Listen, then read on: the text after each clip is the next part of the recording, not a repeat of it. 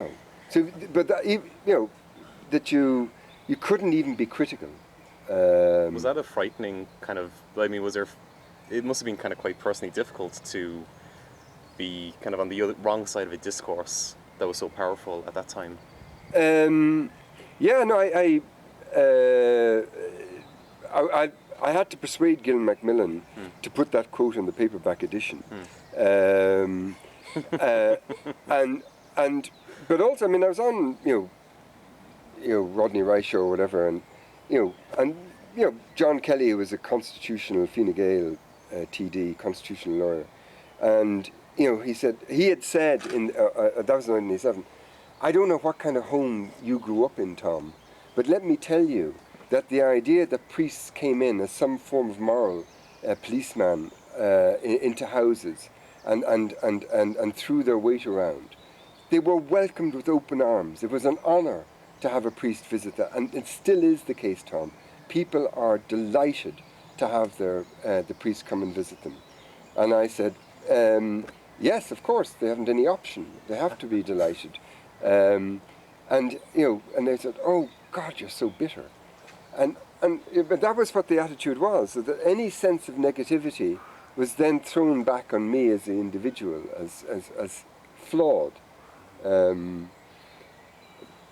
Did you have an experience of many people approaching you and speaking about how your work had maybe perhaps like opened up a new way of conceptualizing, thinking about their own lives, or? Well, one of the best moments was I was at the Claren Bridge Oyster Festival, and I was there, and this guy turned around to me and says, "Jesus, there's a book you should read now. It's written by this guy Inglis. Jesus, it's fucking mighty." And he did not believe me when I said I was Tom Inglis. He couldn't. He said, "No, you're making that up." One thing about your books is like, I mean, well, there's actually a thing about the meaning of life. It's a very readable book. It's not very. It's using sociological theory. It's clear. You mentioned kind of terms that we're all kind of conversant with, but it's the kind of book that you imagine like your average kind of reader could pick up and actually get quite a lot from. Like, do you have that kind of sense of your sociological work that you're seeking to have like a broader impact beyond the academy? Absolutely. Most of the theoretical argument in moral monopoly, again, is in the in the endnotes, and it's particularly the case in the meanings of life, where where I go into this attempt to get at other people's meaning, and how do you theorize about the possibility of doing that, and then even if you get to the meaning, or you approximate towards the meaning, how can you relate it to institutional structures of power? But I realized that I didn't want to put off, readers who would pick it up, and that's why I've never used, or avoid, I have used, but I always use endnotes, and I because if you want to find out what the, if you like, the theoretical argument. I used to ask people in moral monopoly, "Did you read the footnote?" No. So I don't know. I don't many people who read it. I would say, maybe students, maybe PhD students, go and read the endnotes. But no, I've always written, and that's why I have written journal articles. We've talked about that, 4-star journal articles. And that technical, formal way of writing for a minority of other sociologists. I mean, Chris Rocek came to UCD, and he was editor at that stage for Open University, I think, or one of the publishing houses. And they'd done a thing. So most journal articles are read at best by 10 to 15 people in their lifetime. That's just over 10 years. So who would want to write for them? Because just following off that, there are like moments in your books, they're quite moving, I mean, I reread, Lessons on Our Sexuality recently, and it begins with this, really kind of like quite upsetting bang, a child found, another kind of like child found, and there's sort of like quite a strong like rhetorical power. It made me think about like Foucault's writing strategy, where you begin to kind of punish with this extremely striking scene, and in a way you don't actually have to say more, because you just lay forward this scene, and it actually speaks for the entire. Yes, and that rhetorical device, it was actually Foucault that first turned me on. Who else, having not read that, wouldn't have been turned on by it? But that's what the rhetorical device was in. So the meanings of life is there's chapters on family, there's chapters on sport, religion, politics, business. But I always start them with somebody who's totally into it, as a means, as a linchpin. And and then kind of use that as a coat hanger to say, well, now there are different, here's, if you like, an idea type, or one type. But now let's see the nuances and the variations of people that are in relation, say, for example, with sport. Picking, this family in which sport is everything. The whole family is based around sport. I mean, they eat, drink, live soccer. And then, how soccer then it becomes, if you like, the common language by which, particularly men, but in even a lot of families, family time is structured around sport time. It used to be structured around religious time.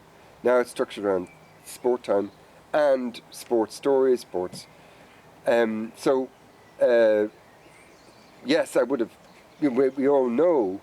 And I went into the sociology of sports journals and I read, and none of them have written about how sport operates as a form of communication and bonding. And I was kind of, I didn't do an extensive search, but I thought that was unusual.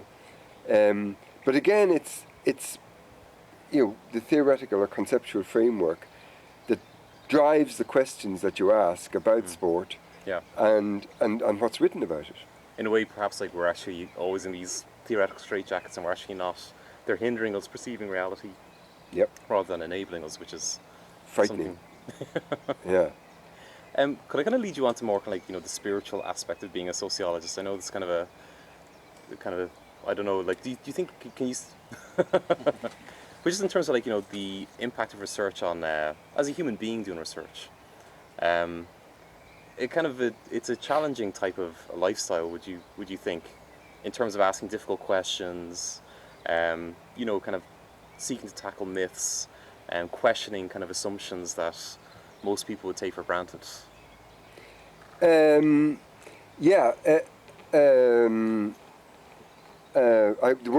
a book there. I wrote a memoir, Making Love, which was about my relationship with, and in some ways it wasn't sociological, but I think it was. But that's for another day's discussion. But in that I was absolutely, no holds barred, and my brother and sister didn't talk to me for 2 years, and likewise when I was writing Moral Monopoly, a colleague said to me, because we're in the States together, and he said, if you publish that, you won't get a job in Ireland.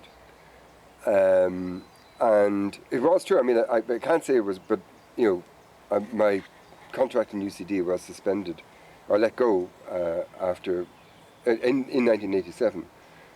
And this goes back to what James was talking about. What is it that we do? Is that it is a parasitic. It is Foucault said it. This idea of that you are captured by power. You're never going to transcend beyond power. It's impossible. But that what you try and do is write about the power structures and the conditions of your existence. And if you can write about them in a way that other people realize how they are pinned and structured by them, that it may be emancipating. And it's, I suppose, like sociology, it really is not a technocratic role. It's very much vocation in terms of how you conceptualize it. Yeah, I used to have, this, when the cuts came in and people were talking in UCD as elsewhere about academic freedom, I didn't agree with them. I mean, the number counters and number crunchers weren't, as long as I published, and I published articles, I could write about anything. So when I wrote, the book on love, on the meaning or making love, it goes down as a publication, and as long as the figures are coming in, they don't mind. So it's really. I agree that the tyranny is refereed journal articles and having to write like that, because again, following up on what discussions this morning, that there are issues. I sent a journal article, or I thought it was a journal article, based on the Meanings of Life book, and it was rejected because it wasn't written in the standard journal article form. And I said, oh, well, feck yeah. And I was tempted to go and rewrite it. But, coming to the end of my career, I prefer to write about something else. I'm not going to go through that, locating yourself within the literature and what's your contribution and, etc. I can do it, but nah. Yeah. But I think it is different for a younger generation, unfortunately. What appalls me is that, this thing of moving of PhDs in sociology being get before journal articles. Because, we're sociologists. We know that, you don't have to be McLuhan, but the thing structures the way you write and what you write about and the theories and how you conceptualize. Which really gets in the way of like asking those difficult questions and having that kind of impact on the things that are important. It's a very difficult question, but I was wondering about a sociological Hippocratic oath. The kind of if we were to write down the kind of the key principles of sociology or social scientific work, do you have an idea what those might be? Well, I think there is that debate, with Arpad went into more about, to what extent Foucault was a Christian monk masquerading as a latter-day structural realist analysis. And that means, yes, it is about the pursuit of truth. And if you sell your soul, and that's what about academic freedom is. But if you sell your soul for any other goal or for any other interest, then you should be disbarred as a sociologist.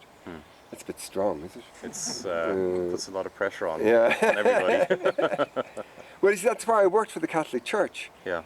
And I was number crunching for them, and I used to write reports, and they'd say, just give us the facts, Tom, just give us the facts, we'll do the interpretation. And so this was policy control par excellence. I mean, and that's where, I was on this, because I was their research officer, I was on this task force about, how could the church adopt modernity? And I was saying, pay attention to the women. What? Pay attention to the women. If you lose the women, you're going to be out of power. Oh, no, Jesus, Tom, there's no need for that now. And it's true, they did lose control of the women. Yeah, which was one of the kind of great observations of your work, was the Irish mother. And as the kind of the key mechanism that actually was the hinge between the family and the kind of the church structure. Yeah, and again, it's going back to that idea of power. It was the idea that women were confined to the home and that they had no economic power, they had no political power, they had no social power. And that was completely contradictory to my own experience, not only of my own mother, but of other Irish mothers. And again, there was no theory. I mean, feminism, hadn't, had begun to write, but not in that kind of way. And so there wasn't any sociological theory to say that women were powerful and that they were the linchpin in each generation of creating dedicated Catholics, and that it was through the priest that they had power over their husbands, but also over their children. But they were in this, what I call the dependent alliance with the priests, because the priest was also then dependent on her, and the church was dependent on her to create vocations. So once Humana Vitae came, and once mothers began to say to their children, don't do as I have done, don't, take this Catholic mother ideal, hook, line and sinker, and certainly don't have as many children as I have, and develop a career, develop a job. And once that seismic shift took place, now there were other absolutely structural conditions that were taking place anyway, but if you were to use Weber's term, that was a kind of like the catalyst that added to the space of the pace of change that was taking place anyway. And going back to like theoretical flexibility, that's something that kind of the classical or the Marxist kind of theories at the time couldn't have picked up on. It would have been no, and feminists were writing, but they weren't writing about the power of women in the home. Certainly not. Yes, which would have been actually kind of quite a controversial to say, I guess. Yeah.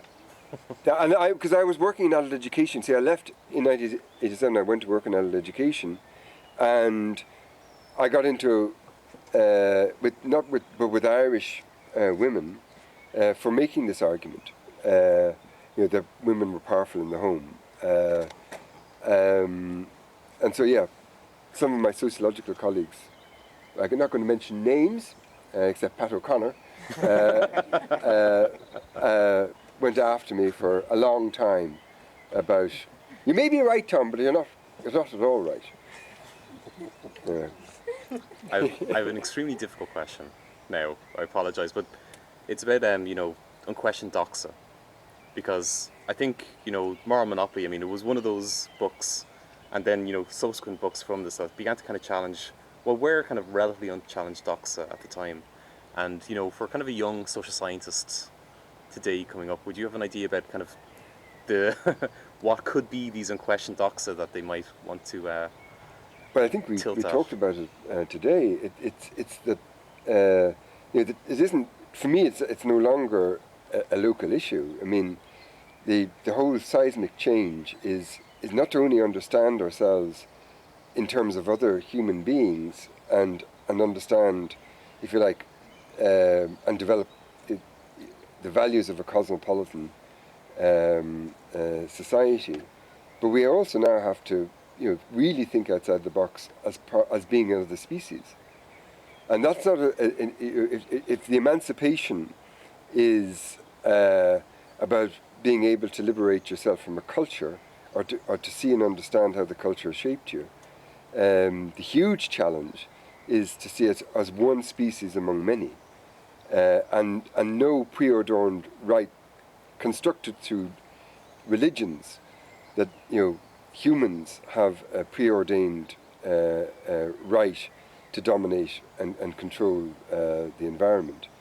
That's even for me, it's like beyond comprehension. How do you get there? So that's way even post-capitalist society. It's trying to create what kind of ecologically sustainable life, and the ethic that would be a part of that.